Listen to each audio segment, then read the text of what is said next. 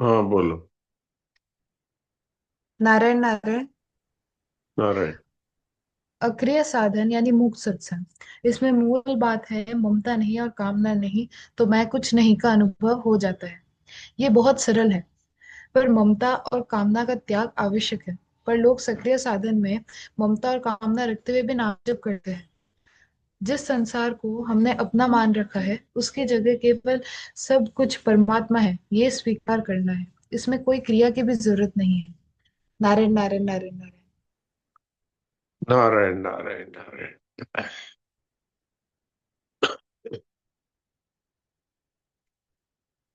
तो आज सोमवार है, तो जयेश भाई है क्या? आज सोमवार है कि मंगलवार है?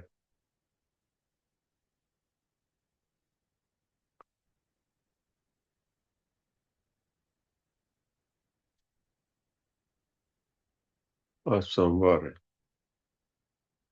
तो आज तो प्रातःकालीन सत्संग में बात होनी थी, तो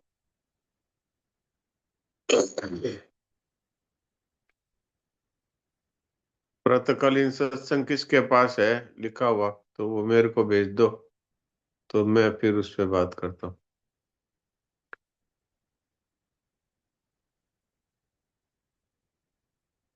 सविता जी आपके पास है तो आप भेज दो मेरे को।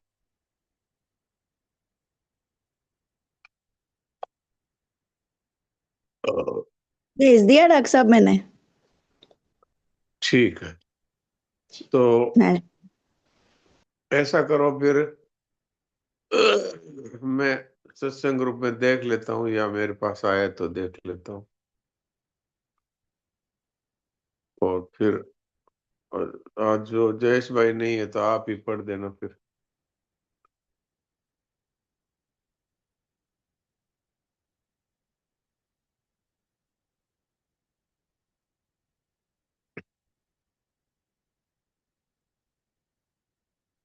बाईस बारह, ठीक है।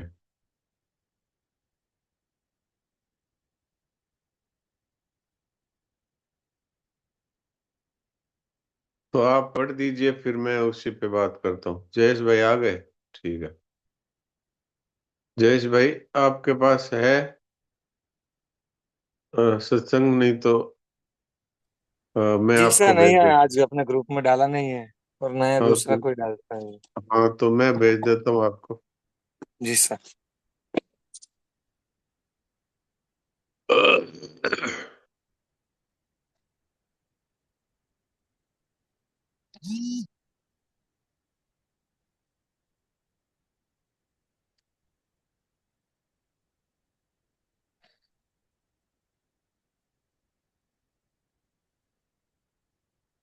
जी सर, संतोष पंसारी जी माता जी ने भेजा है। हाँ ठीक है। देखो आज 22 तारीख है ना? हाँ, 22/12/2025 लिखा है, ठीक है। हाँ तो इसको पढ़ दीजिए, एक एक पैरा पढ़ते जाइए। जी। नारायण नारायण। नारायण। जी सर, आज का श्लोक पाठ हो गया। हाँ श्लोक पाठ हो गया। मतलब गीता जी का जो 17वां श्लोक होगा आज। हाँ वो नहीं हुआ, वो अभी करते हैं, वो पहले वो कर लेते हैं।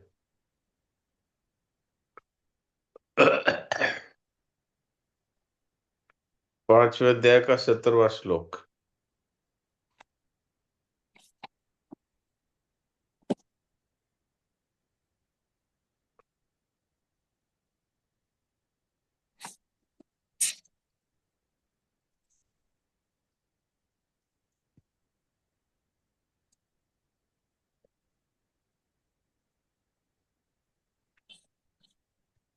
तद्बुद्धयस्तदात्मानस्तन्निष्ठास्तत्परायणः गच्छन्त्य पुनरावृत्तिम् ज्ञाननिर्धूतकल्मषाः।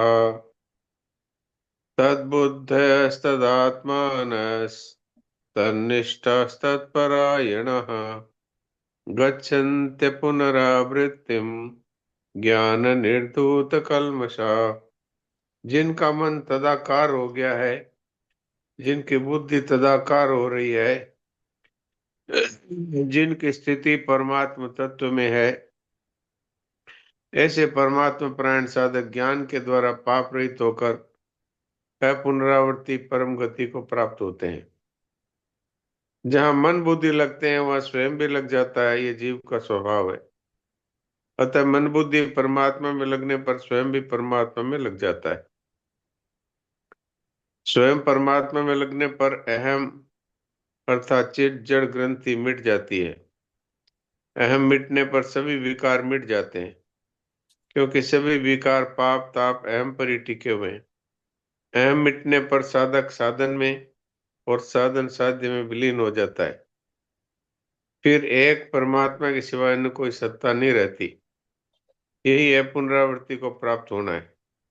कारण कि जो परमात्मा तत्व सब देश काल आदि में परिपूर्ण है, उसे प्राप्त होने पर पुनरावृत्ति का प्रश्न ही पैदा नहीं होता। अब आप में से जो पाठ करना चाहे उनको मैं अनम्यूट करता हूँ। पिस्ता देवी।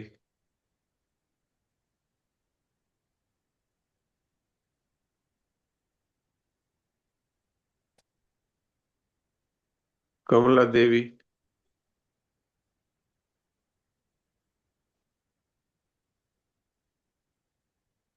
राम राम। राम राम। तद्बुद्धयस्ततात्मान सत्निष्ठा सत्तत्परायणा गच्छन्ते पुनरावृत्तिं ज्ञान निधूत कल्मषा। हाँ, ये ठीक है आपका। राधे। प्रणाम जी सा। प्रणाम। तद्बुद्धयस्तदात्मानस्तन्निष्ठास्तत्परायणः गच्छन्त्य पुनरावृत्तिं ज्ञाननिर्धूतकल्मषः। बहुत अच्छा। प्रणाम जी सा। प्रणाम। सविता। नारायण नारायण।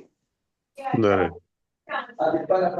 बुद्ध्यस्तदात्मानस्तन्निष्ठास्तत्परायणः गच्छन्त्य पुनरावृत्तिं ज्ञाननिर्धूतकल्मषः।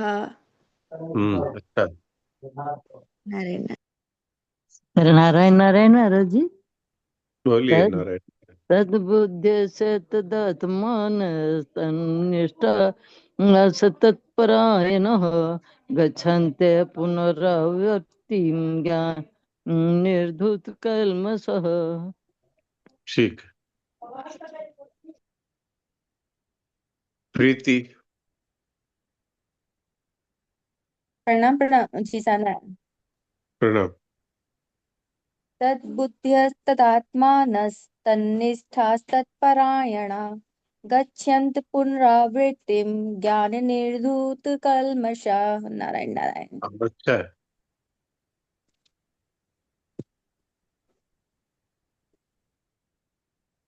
सुलोचना। प्रणाम महाराज जी। प्रणाम। तद्बुद्ध्यस्तदात्मान तन्निष्ठा तत्परायणः गच्छन्ते पुनरावृत्तिं ज्ञान निर्धूत कल्मषाः। ठीक है।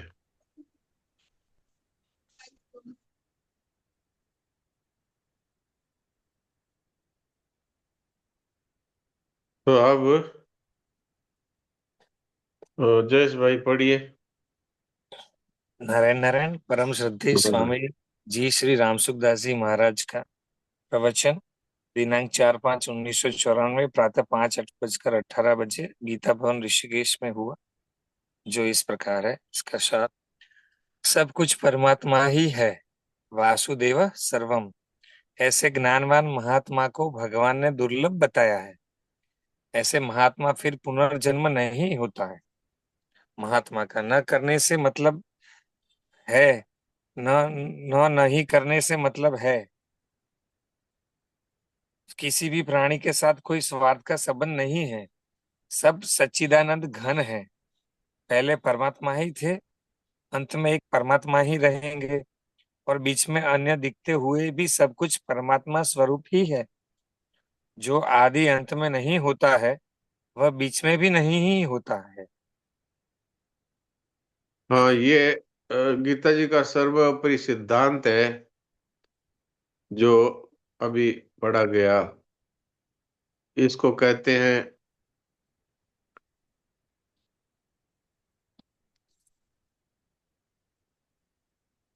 वासुदेव सर्वम। तो वासुदेव सर्वम का मूल तात्पर्य है सब कुछ वासुदेव ही है। इस तरह जिसको ज्ञान हो जाता है कि सब कुछ वासुदेव ही है, ऐसे व्यक्ति को भगवान ने अत्यंत दुर्लभ महात्मा बतलाया है। इसमें कोई अभ्यास नहीं है, कोई तप नहीं है, कोई लंबे समय तक का साधन नहीं है। भगवान ने कह दिया सब कुछ मैं ही हूं, हमने मान लिया सब कुछ आप ही है। तो सब कुछ आप ही है ऐसा कहते ही जो हमने अपने आप को मान रखा था, हमारी जगह भी परमात्मा ही हो गए। और जो कुछ संसार में प्राणी पदार्थ है, व्यक्ति वस्तु अवस्था है, परिस्थिति है, सब परमात्मा ही है। तो जो पहले होता है और अंत में रहता है, वो ही बीच में भी रहता है। तो परमात्मा सबसे पहले थे सृष्टि के, और सृष्टि के अंत में भी वही रहते हैं, तो बीच में भी वास्तव में वही है। और जो पहले नहीं होता और पीछे भी नहीं होता, वो बीच में भी नहीं होता। तो संसार सृष्टि से पहले भी नहीं था और सृष्टि के अंत में भी नहीं रहता है, तो बीच में भी संसार नहीं है। तो केवल परमात्मा ही है।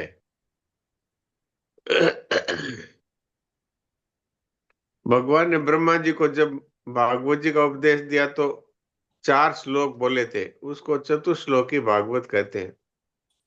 उसमें पहला श्लोक यही है, अहमेवा समेवाग्रे, सबसे पहले मैं ही था, और अभी जो कुछ दिख रहा है वो भी मैं ही हूं, और ये सब कुछ नष्ट हो जाएगा, उसके बाद भी मैं ही रहूंगा।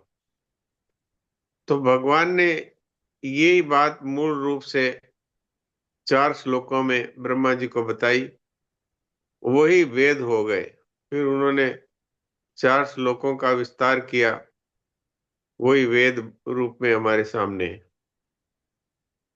तो अगर हम इस बात को स्वीकार कर ले कि भगवान ने कहा है मैं ही हूं और कोई है ही नहीं, तो हमारी भी अलग से सत्ता नहीं रहेगी और केवल भगवान ही रहेंगे।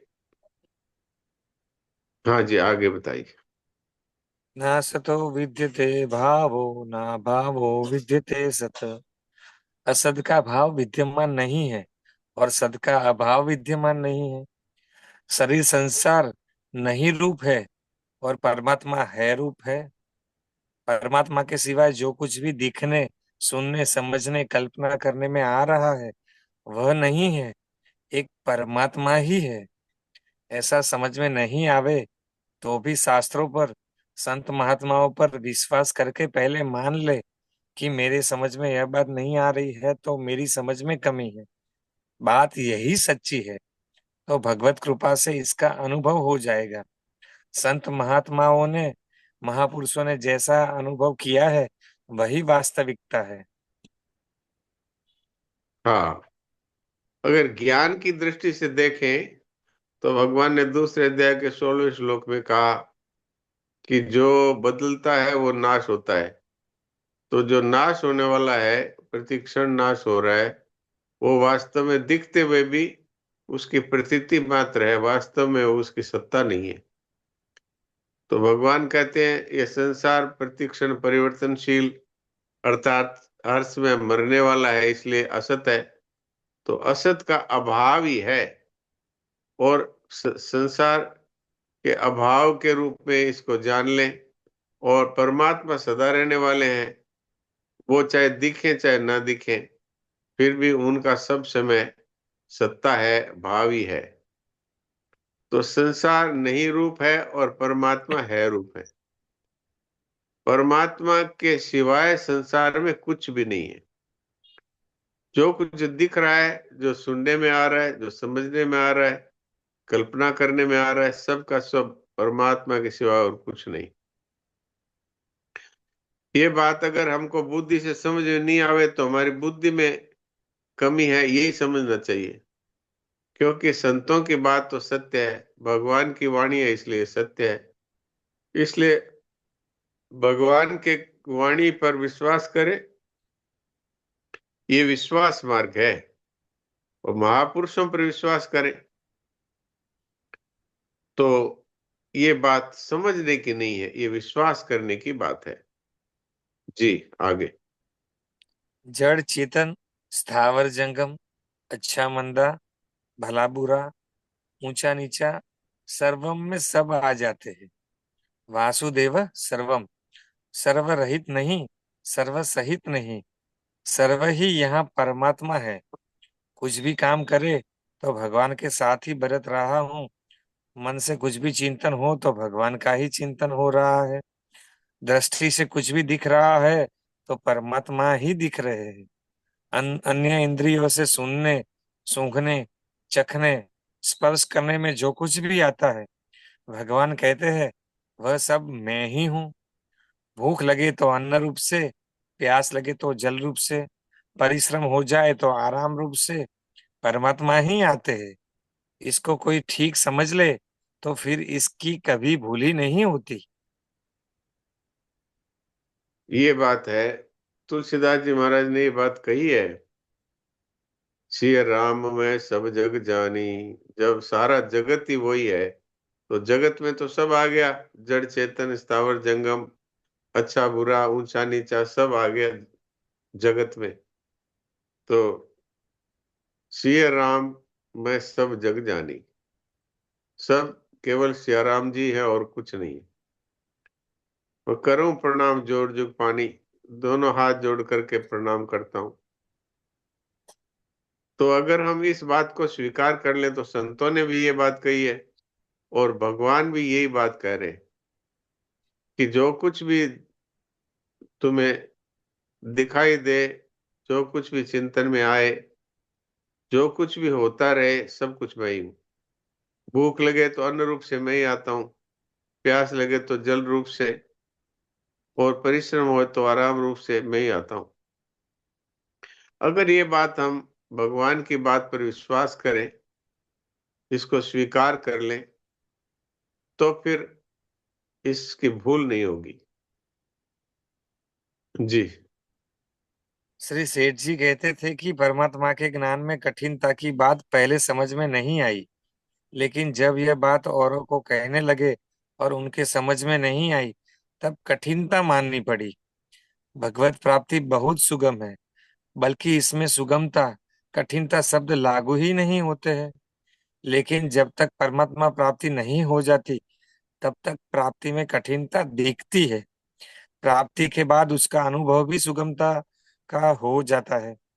उमा जे राम चरण रत विगत, काम मद क्रोध, निज प्रभु मैं देख ही जगत, यही सन कर ही विरोध। नारायण नारायण नारायण नारायण। श्रद्धेय सेठ जी श्री जयदयाल जी गोविंद का कहते थे कि परमात्मा की परमात्मा को जानने में कोई कठिनता की बात है, ये समझ में नहीं आती थी। लेकिन जब औरों को ये बात कहते हैं और वो कहते हैं कि अभी तक समझ नहीं आई, तब ये मानना पड़ता है कि इसमें कोई कठिनता है। भगवत प्राप्ति तो बहुत सुगम है, क्योंकि इसमें कुछ करना ही नहीं है। कठिनता सुगमता तो तब हो जब कुछ करना हो, इसमें कुछ करना ही नहीं है। परमात्मा सब जगह मौजूद है, इस बात को आज तक हम जानते नहीं थे, अब जान गए, स्वीकार कर लिया, तो बस सब कुछ परमात्मा है। तो परमात्मा के दर्शन करो, परमात्मा के साथ ही व्यवहार करो। तो इसमें कठिनता सुगमता है ही नहीं। निज प्रभु मैं देख ही जगत, बस सब कुछ परमात्मा ही है, इस तरह यदि देख ले तो फिर इसमें कोई कठिनता नहीं है। तो ये बात मूल अभी आपके सामने रख दी। अब इसमें किसी को कोई प्रश्न उठता हो तो प्रश्न करे, वो हाथ खड़ा कर दें तो हम। हाँ, ज्योति अग्रवाल क्या कह रही?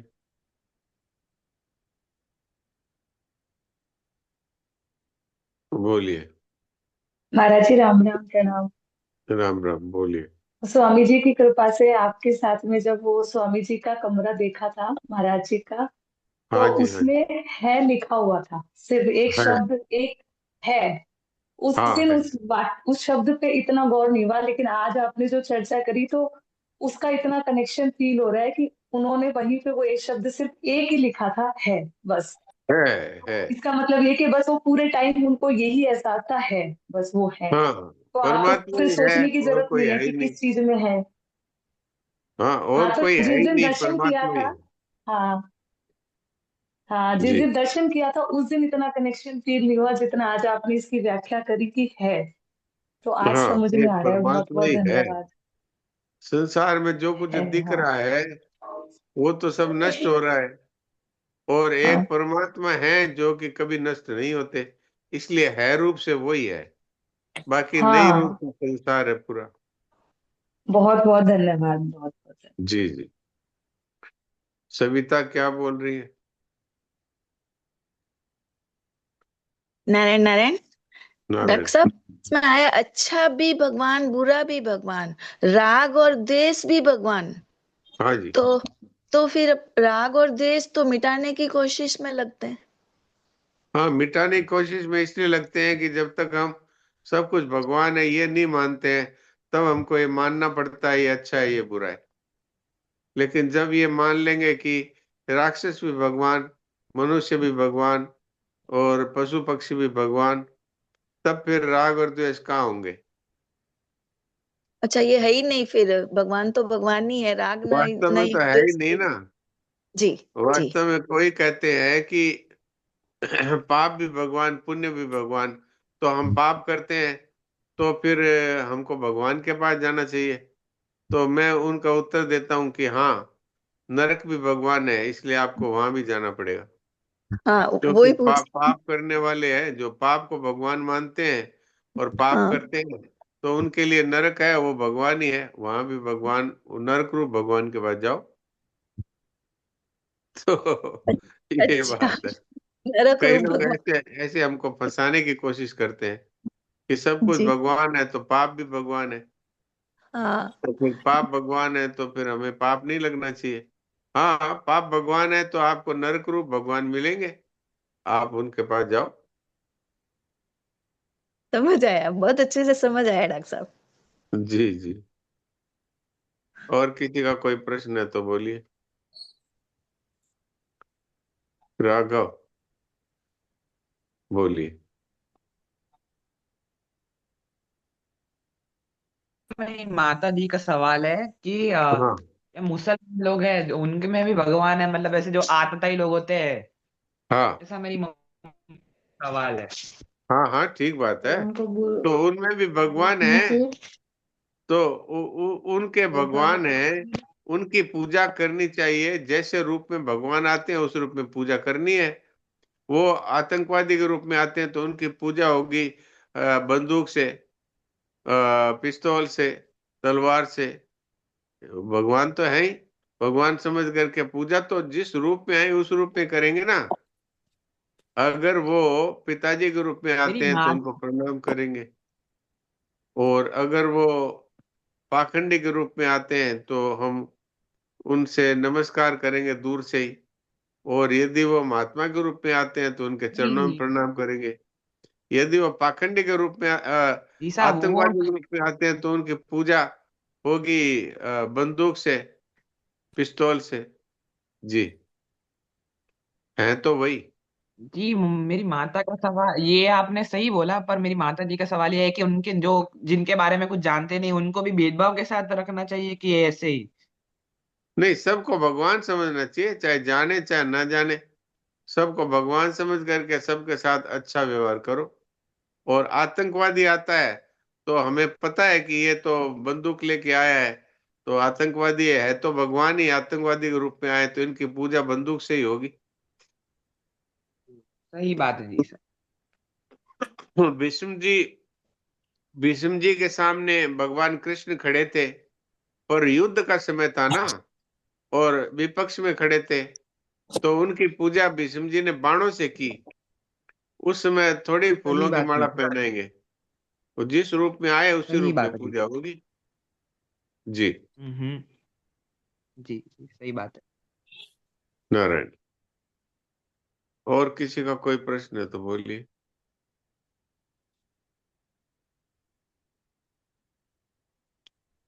ये बहुत ही सरल साधन है। इसमें न तो कोई जप है, न कोई ध्यान है, न कोई पूजा है, न कोई पाठ है। इसमें भगवान ने कहा कि सब रूप में मैं ही हूं, और हमने मान लिया हाँ महाराज आप ही हैं, और फिर भगवान समझ करके वो जिस रूप में आए उस रूप में पूजा करें। भगवान यदि कुली रूप से आते हैं स्टेशन पर, तो हमें उनकी पूजा करने के लिए हमें क्या करना पड़ेगा?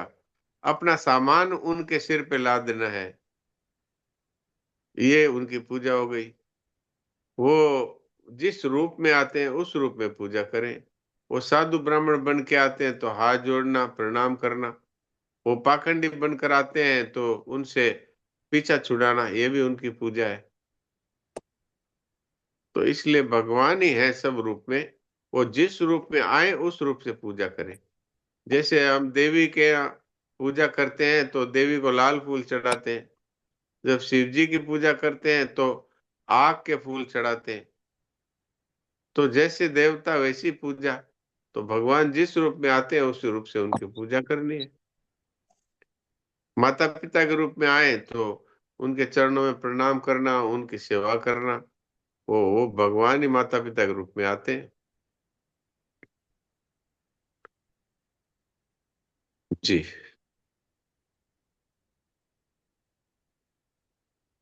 और किसी के मन में कोई बात आती है तो बात चलाएं, अभी है 5-6 मिनट है।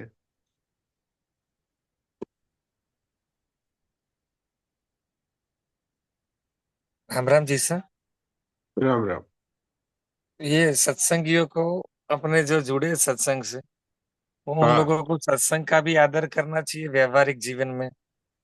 बिल्कुल जैसे, करना ही चाहिए, नहीं तो फिर खाली सुनने का क्या मतलब है?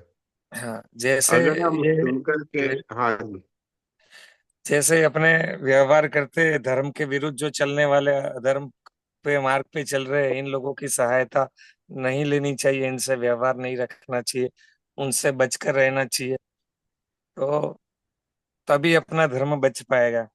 अभी पिछले हफ्ते ही कोई एक कबाड़ी वाला था विधर्मी, उसको सामान हाँ दे रहे थे, तो उसी घर की लड़की से उसने प्रेम प्रस्ताव रख लिया, लड़की ने मना किया, तो हाँ हफ्ते बाद जाकर उसका गला रेत दिया उसने।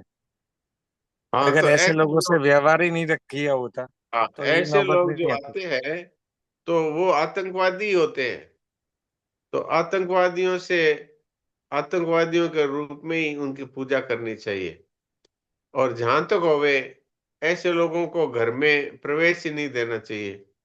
और फल फ्रूट खरीदते हैं तो भी ऐसे लोगों से जाके खरीदने चाहिए कि जो सनातन धर्मी हो। और कोई सामान भी बाजार से लेते हैं तो ऐसी जगह से लेना चाहिए जहाँ सनातन धर्मी हो। तो इस तरह से ध्यान रखना चाहिए। क्योंकि राक्षसों को भगवान ने कैसे पूजा की थी, रावण की पूजा कैसे की थी भगवान ने, तो ऐसे ही है तो भगवान के स्वरूप, पर कलयुग का रूप है भगवान का, तो उनकी पूजा वैसे ही करनी है।